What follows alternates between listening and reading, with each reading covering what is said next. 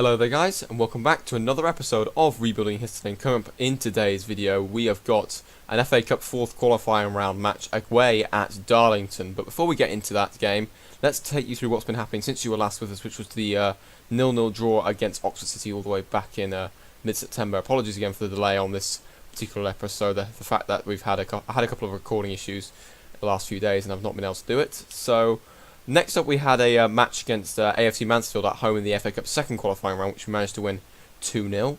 Goals from Josh Green and James Difford ensured that we won the match against a team that's in the National League, or not National League North, Northern Premier Division. So the same tier as us, but on the opposite side, or the northern part of it, as opposed to the southern part of it. And based on the stats, we deserve to win it. More possession, more chances, more shots on target. Very good day, very solid day for us, and we advanced into the next round.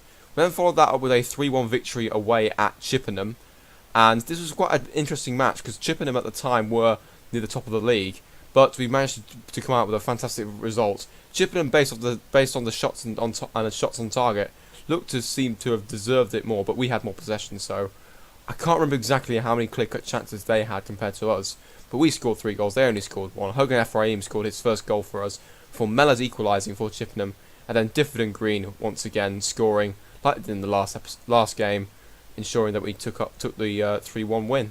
But then followed that up with another 3-1 win, this time at home to Redditch. James Difford once again scoring, and Josh Green scoring a little bit later on. But that's when we pretty much wrapped up the game after we'd gone into a 3-goal lead by the hour mark, which included a penalty converted by Justin May after Joe Walker was sent off for a second bookable offence for a foul in the penalty box. Clayton McDonald pulled one back for Redditch, but based on the stats, they had literally no chance of coming back into this match, and we did a fantastic job of getting the result and continuing our very fantastic unbeaten run. We then followed that up with a hat-trick now of 3-1 victories away at Mangotsfield. Jack Friend scored a penalty after James Difford actually went down with an injury, which is actually quite a serious one. So that's why Jack Friend's now going to be playing a lot more games at that striker position. He scored after 20 minutes up from the penalty spot before Sam Austin equalised for Mangotsfield. Then Josh Green with 2 goals in the space of 3 minutes, one in the 74th, one in the 76th, wrapped up the 3 points, and we took another victory in the league, which was absolutely fantastic. Then followed that up with a 2-2 draw against Oxford City. This will be the second time we actually played them already in the space of a month, which was very interesting, the fact we got drawn against them. Based off this, though, we should have really won this match, because at the start, first half, we were fantastic. Jack Friend first missed a penalty, but then he's redeemed himself by scoring in the 13th minute before Josh Green then made it 2-0. I thought, we're going to run away with this, but all of a sudden, second half, Oxford City come out a lot better, and Jamie Lucas scored a brace, which ensured that the tie went to a replay. And unfortunately, that meant we had to go to the annoying, stupidly long pitch that Oxford City currently seem to be playing on. But this time around, we were able to get a 1-0 victory away from home, unlike what we did in the last live comp. Justin May with the only goal of the game, in a game which didn't really have that many chances. You can see 6 shots, 2 on target for us, only 2 shots, 1 on target for Oxford City. We did have more possession despite being the away team. And the Oxford City's cause wasn't helped by the fact that Ryan Upwood was sent off after 52 minutes for his second yellow card. And from that's why we've managed to advance into the 4th qualifying round, and that's why we've got the game against Darlington next. But we followed that, after that match against Oxford City, we then won 2-0 at home to AFC Portchester. Jack Friend and Justin May scoring both goals in a game in which AFC Portchester didn't really turn up. They had 6 shots, none on target. We had 12 shots, 6 on target, and 16% more possession compared to them, which was fantastic. And that's resulted in us having 4 straight league victories, which was fantastic. Unfortunately, our winning run ended with an away draw against Hungerford, which, based on the stats again, I think that was a kind of deserved result for both teams. No one really took control of the match, with both teams it's relatively close in possession, with us slightly edging it on 54%, but yeah, one of those games, I guess, where the goals dried up for us and we decided to, unfortunately, drop points in this particular occasion, but it's one of those things. We didn't lose, and the fact is we're still unbeaten since the start of the league season, which is fantastic. We'll probably end up losing that unbeaten run in this next game against Darlington, but we'll have to wait and see on that. So in terms of what these results have done to the actual league, We're currently down in 3rd place, but we've got 2 more games in hand compared with Hereford and Rugby, who are both already out of the FA Cup, which means we're doing pretty well for ourselves to be on 26 points after 12 games and still be in the playoffs, despite having played 2 less games than everyone else around us. I mean, Hampton and Richmond have played 1 more game than us, but then they're only 4 points back behind us. In terms of the top goal scorers, Ryan Lott and Elliot Murray have been fantastic for both Hereford and Rugby respectively, and that's why they're doing so well in the league. Rugby are, along with us, are the only teams yet to be beaten this season. I think Rugby actually have a match against Oxford City today, whilst we have an FA Cup match, and Hereford are at home to Redditch, so it's an opportunity for both those teams to extend the gap ahead of us. Hopefully they kind of mess up, which will be good for us when we play our games in hand. We'll be able to close that gap a little bit on those teams in front of us. But our priority today is actually the FA Cup, as I mentioned before. We're up against Darlington 1883, who are currently sitting in the Vanarama National League. They actually got promoted into the that division after finishing 5th and winning the playoffs last season. But unfortunately for them, the league season isn't going too well for them. They're currently sitting bottom of the league on 9 points. And I think I remember when I was looking through their fixtures, they haven't won a game since the end of August. They've picked up just 3 points in those next in the next 1, 2, 3, 5, 6, 7, 8, 9. They've only picked up 3 points out of possible 30 available, so 3 points in 10 matches, which is really disappointing. So one of these games could help them get them back into winning ways. But at the same time, we're in really good run of form. There's an opportunity for us to create a cup set here, despite us being away from home. Ideally, I would like to take a replay and win the home tie if we are able to get out of Darlington with a victory. But we'll just have to wait. Victory with at least a draw. That would be fantastic if we manage to win the first game. But I think I rate our chances more when we're at home. But you never know with this sort of thing. We might be able to pull off the cup set straight away, and I'm hoping we can pull off this cup set right now. After the last 2 years, we had to come up against opposition that's been at least mid-table or fighting to get into the Football League. So I'm hoping we have a little bit more of a good time against a National League opponent, considering how how poor their season has been so far. We'll just have to wait and see what happens on the day. So here's the team that we're going to go for today. We're going to go for Reece Bills in goal, Steve Gollard, Harry Osborne, Kai Smith at the centre-back pairings. Harry Osborne has unfortunately fallen out with one of our young players. That's why he's got a bad PR button there. I think it's a button. And then we've got Carrillo at left back, who's on 1 yellow card away from suspension. Hopefully he doesn't get suspended for the next match. We've got Davidson and through in that midfield area with Hogan, Ephraim and May on the wings, with Josh Green and Jack Friend up front. On the bench, I'm just going to have a quick check and want just a couple of things. Oh, there was one thing I did forgot to mention. We have signed a new centre-back in Taylor McKenzie. He has 3-star rating according to his report, and he used to play for Wealdstone for the last couple of seasons, getting an average rating of 6.69 and 6.8 in the Vanarama South. So he's done pretty well actually to do that in the division above. So I'm hoping we've brought in a little bit more experience and a little bit more quality into our side. Didn't have the greatest of debuts, only registering a 6.2 in his debut, but fingers crossed he can do well in the near future.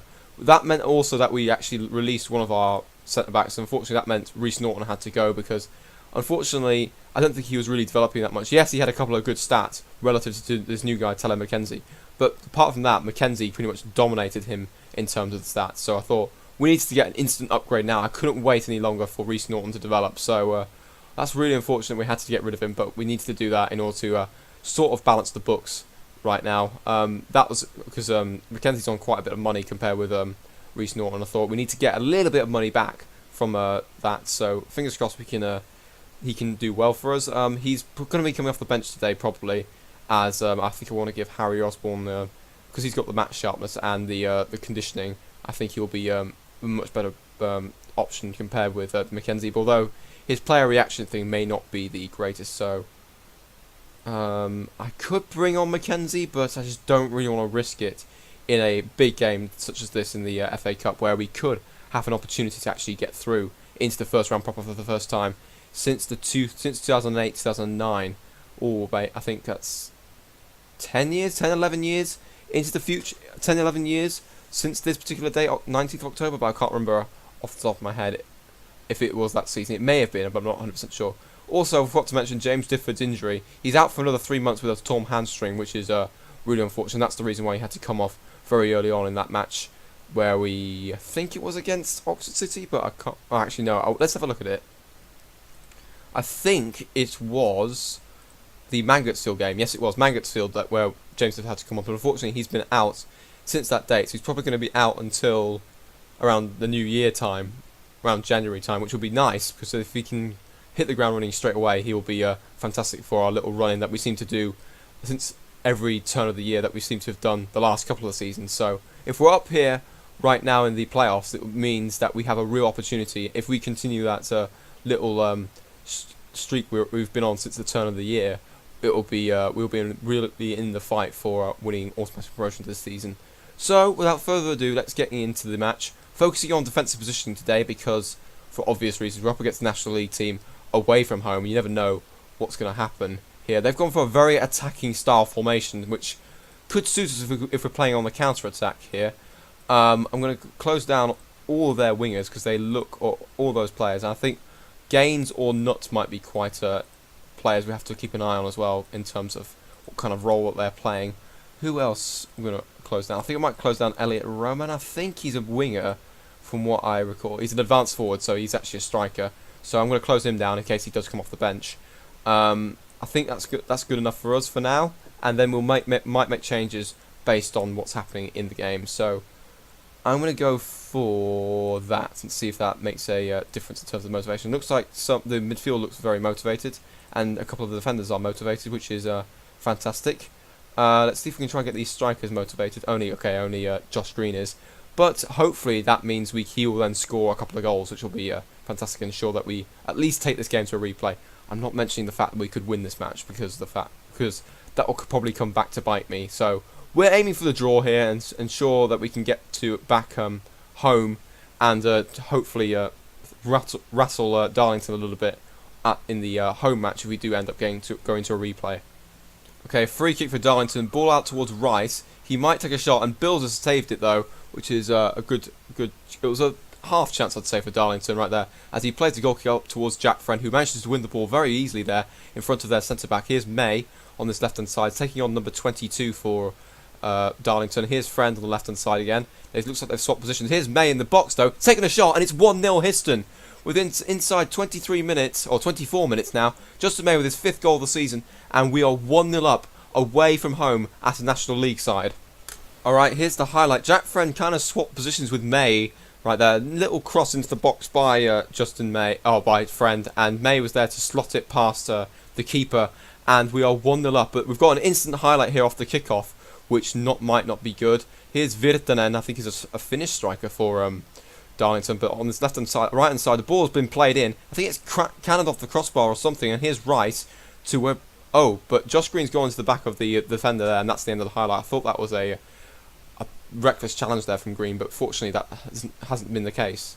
Right, we're coming up towards half-time now, and it's still 1-0, although we have a highlight just before half-time here, so it could be an opportunity for either us or Darlington to get back in the game. Here's May on this left-hand side, though, taking a shot, but unfortunately that has gone well wide, and that unfortunately went down as a clear-cut chance. So in theory, May should have done a little bit better there, maybe added to his tally that he's currently got at the moment with his 1 goal at the on the 24th minute. So we're here at half-time for the team talk. This is probably going to be one of our best, hopefully going to be a really important team talk if we're going to hold on to this lead, and obviously that would be a little bit better. That would be better if we were able to take the pressure off ourselves and have a not have to have an extra match against this team. But I'm not getting carried away just yet. There could easily be some changes that could happen in the next 45 minutes. I mean, 6.6 for Steve Goddard, 6.5 for Kai Smith. They could easily drop down a little bit if one of them makes a mistake, and we will get punished for it. 6.5 also for Hogan Ephraim, so we've got to keep an eye on that. 6.3 for Josh Green, so maybe an opportunity for Marsh Tung to come on a bit later on. So let's just get into the second half now. We're still 1-0 up. Let's just keep everything the same as what we're doing right now, because it seems like it's working at the moment. Darlington have had all three of their shots on target. We've got an instant highlight though off the kickoff. A ball out towards Davidson. It's been cleared away by Darlington. Here's through to Ephraim, taking a shot, and Durl in the Darlington goal has saved it, and that has gone down as another clear-cut chance for us. So we really should have had a 2-goal lead at the start of the second half, which would have been absolutely amazing. Smith has a header, which is just wide, and that has gone out for a goal kick to Darlington. Good positive start for us from the second half.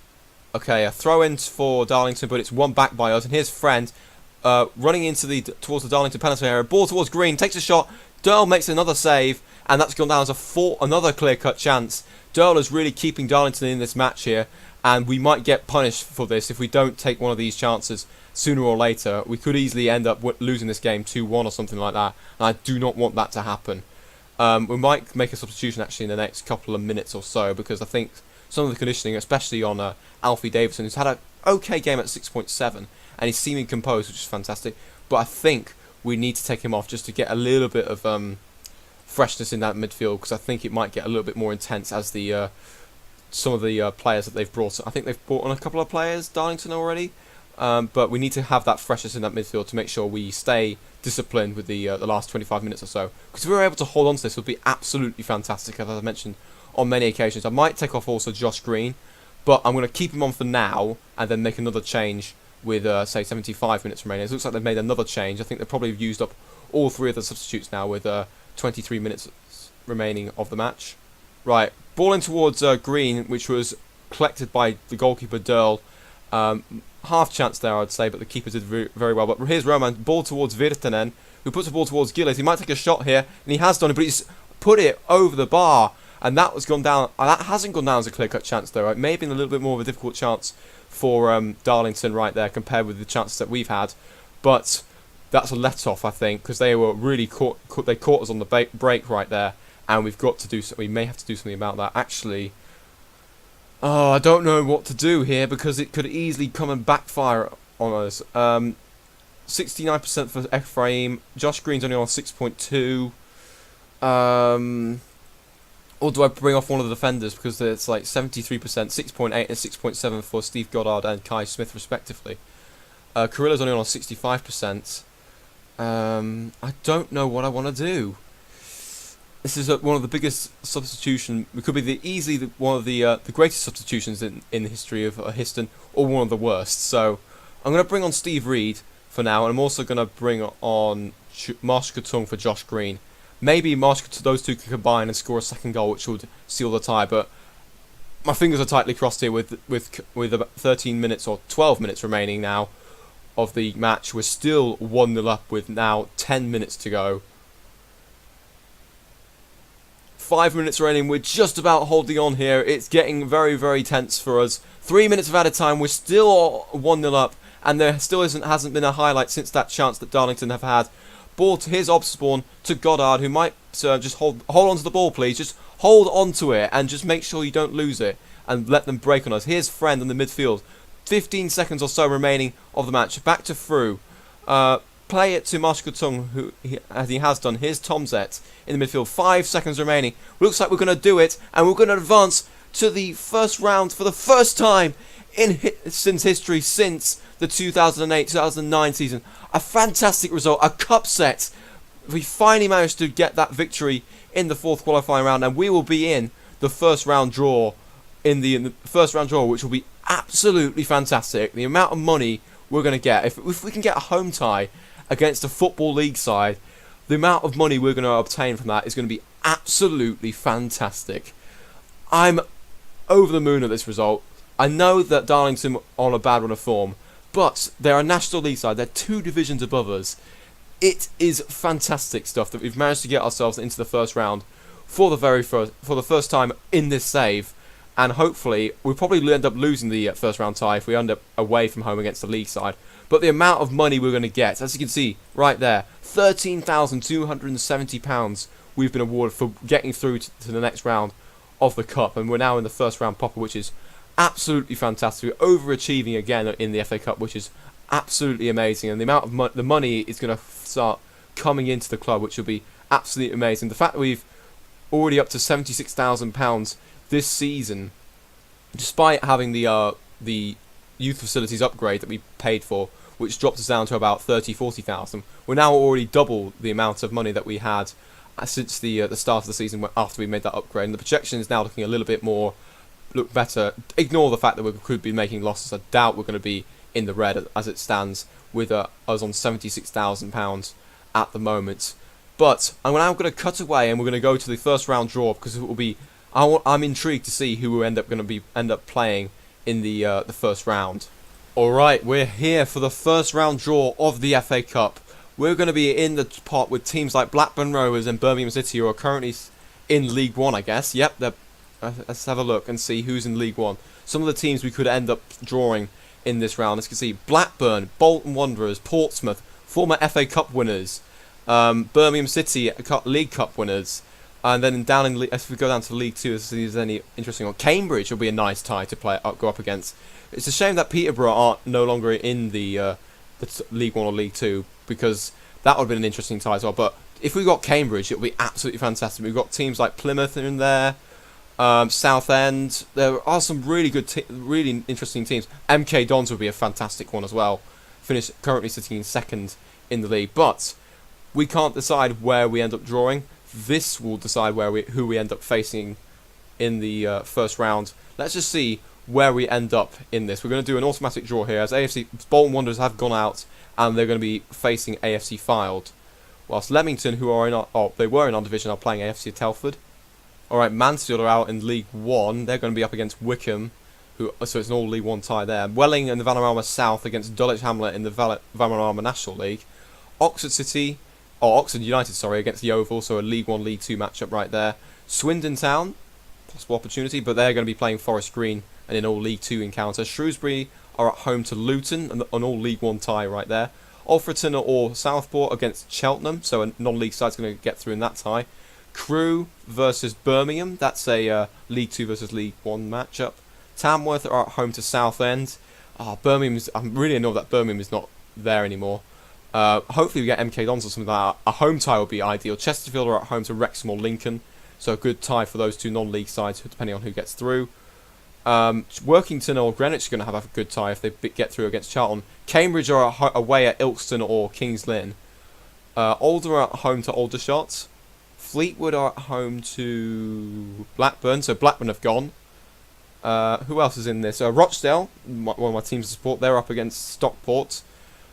Burton Albion, maybe? No, they're playing Bristol Rovers. We're still in this draw. Kettering are at home to Exeter. Interesting tie right there. Plymouth, maybe? Oh no, they're playing Maidstone. Doncaster, they're in League 1 versus Crawley. We are still in this draw here. This is very, very... still 33 teams to draw, though. Gateshead are at home to North Ferriby. Stevenage at home to Northwich, so a good tie for Northwich right there. Ebbsfleet versus Tunbridge. Interesting tie there. Non-league teams going to get through that. Northampton are at home to Braintree. They're still not being drawn out here. Bury are at home to Blackpool, a League 1 versus League 2 matchup. Port Vale, maybe? They're at home to Barrow, though, who are in League 2. Histon, we are at home, though. We've just come out. We're up against Colchester. A home match against a League 1 side is absolutely fantastic. We've managed to pick out one of the bigger teams. I'm not sure, actually, where Colchester are in the league. Let's actually stop the draw and draw the remaining teams and see where Colchester are in the league at the moment. They are currently leading League 1. Unbelievable. We've got on paper, the hardest tie out of everyone we could get, but a team that's currently fighting for promotion to the Championship. What a tie for us. We could have a really, really good go against them, and they're probably gonna be maybe distracted by the fact that they're fighting for promotion to the Championship. If we go back to League 1 again, they've got a 3-point gap over MK Dons and Chesterfield at the moment, but that could all change in the next couple of weeks. So they could be distracted, although we could be distracted as well by our league as well. But it's a great tie to have. A home match against a football league opposition is absolutely amazing. Let's hope we get I'm hoping we get hopefully it's a TV game or something like that, or we get a massive amount of money for this, which will be fantastic. That means the Brackley-Histon game is now going to be rearranged for New Year's Eve, which will be an interesting tie. So it won't be... I don't know where's that tie supposed to be? Okay, it's supposed to be on the 9th of November. We're actually going to do that tie next. Let's actually quickly skip ahead just to make sure that the tie is actually being rearranged. Yep, so Colchester is now on there. So we are actually going to do that game as our live comment. If we end up losing, it's not the end of the world. We'll then play the away match against Barnstaple, who are currently sitting in 5th place in the Southern Premier Division, so that will be a good tie to do as well, alongside the Colchester game. We'll just have to wait and see what happens with that. But I hope you guys enjoyed today's episode. We've actually got a couple of big games coming up. We've got Hereford at home and Rugby away, the top 2 in the division, who are just ahead, the only 2 teams that are ahead of us. That is a big set of fixtures. I can't really fit everything in here. That's really, really annoying that that's happened, but we are going to do the FA Cup first round match against Colchester. Let's see, can we continue our amazing cup run? And we imagine somehow, if we got into the second round, that would be amazing, and another massive amount of money that's going to come into the club. But I'm hoping we can continue our unbeaten run that we've had since the start of the season up to this point, and ensure that we continue our quest to get promotion into the next division. Here we're currently sitting 11 points behind Hereford, but we're now 3 games in hand. We could close that gap though down to, if we take 9 points off that, we'd only be 2 points behind if we win our 3 games in hand, which will be still good. We still have to keep hopefully we can keep the pressure on them with those games in hand. So I hope you guys enjoyed today's episode. It was absolutely fantastic we managed to win this 4th qualifying round match. I didn't expect us to win despite Darlington's poor run of form, but that kind of helped us in terms of our momentum. So I hope you guys enjoyed today's episode. Let's hope we continue this momentum forward into the rest of the season, and hopefully in the rest of the league. And we'll go into the Colchester game with nothing to lose and see what happens against the League One side, who are currently sitting top of their league. So I hope you guys enjoyed today's episode. If you did, please leave a like, comment, subscribe, and I'll see you for the next episode, which will be that first round match against Colchester. So until then, see you later.